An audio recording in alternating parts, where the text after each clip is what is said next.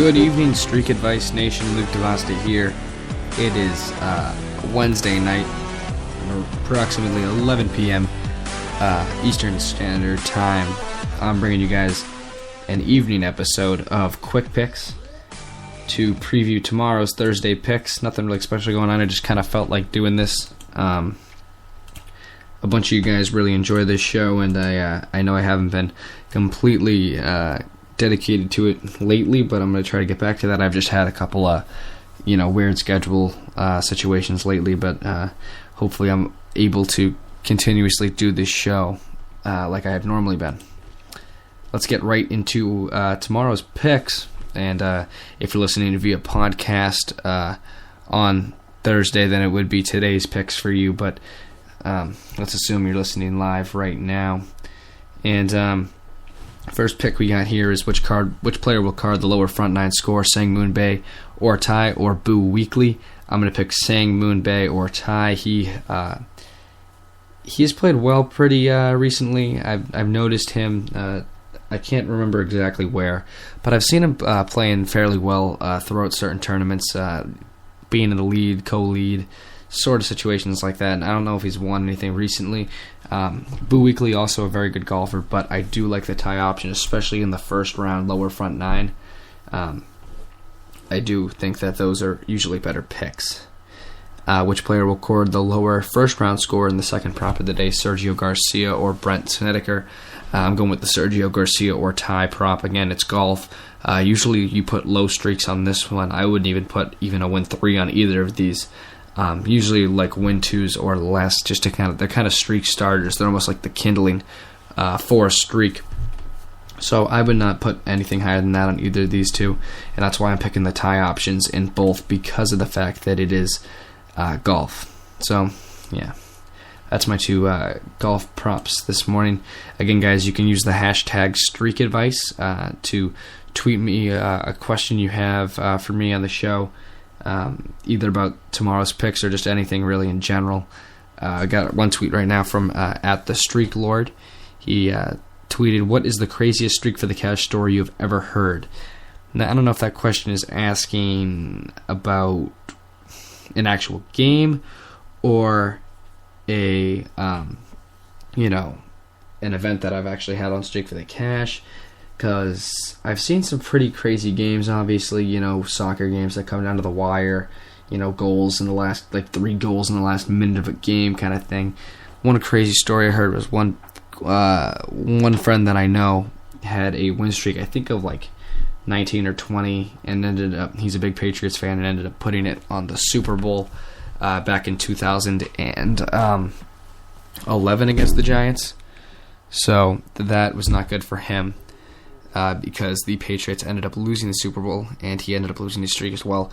So that's one of those never pick with your heart kind of things.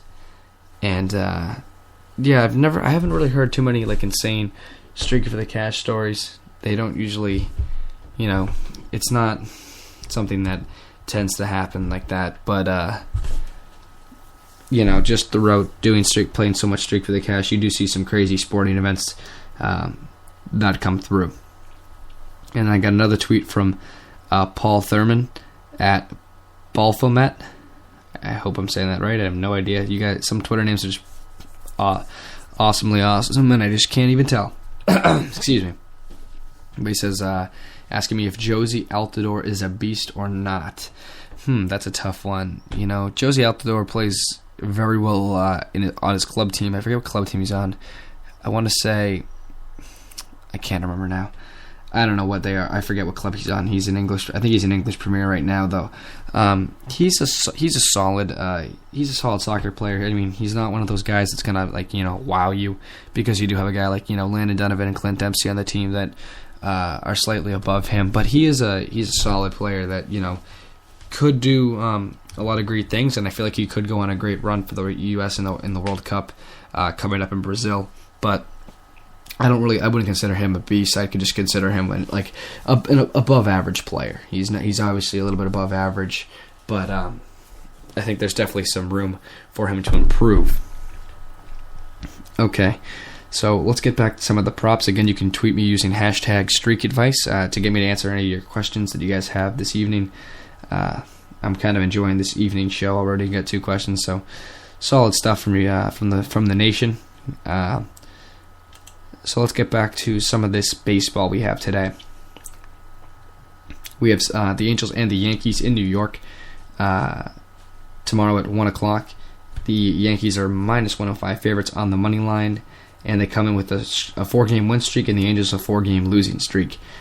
C.J. Wilson on the mound for the Angels. He's 12-6 this season with a 3.49 ERA. Phil Hughes on the mound for the Yankees. He's 4-11 this year with a 4.99 ERA.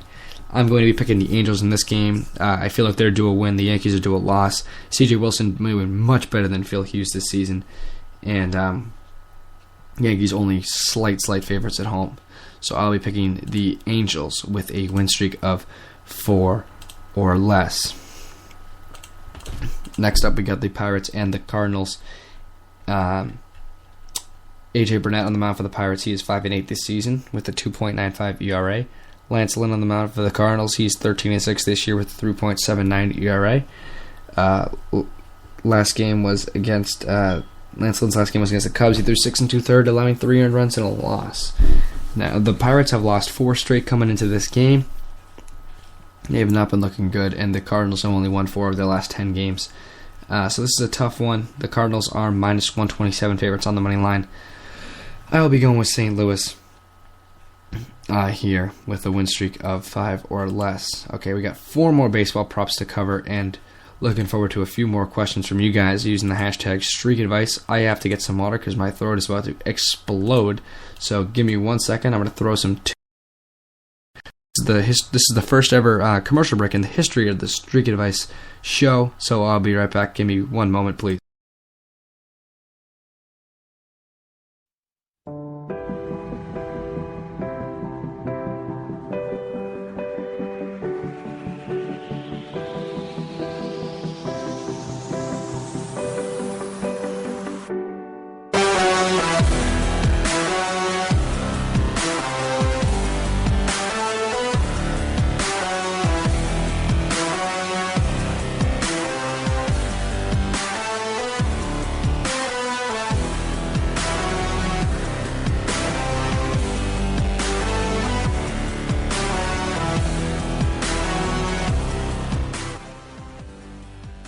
Sorry about that, guys. I apologize. That was weird. I don't know why that happened, but okay. Let's get back to some of the...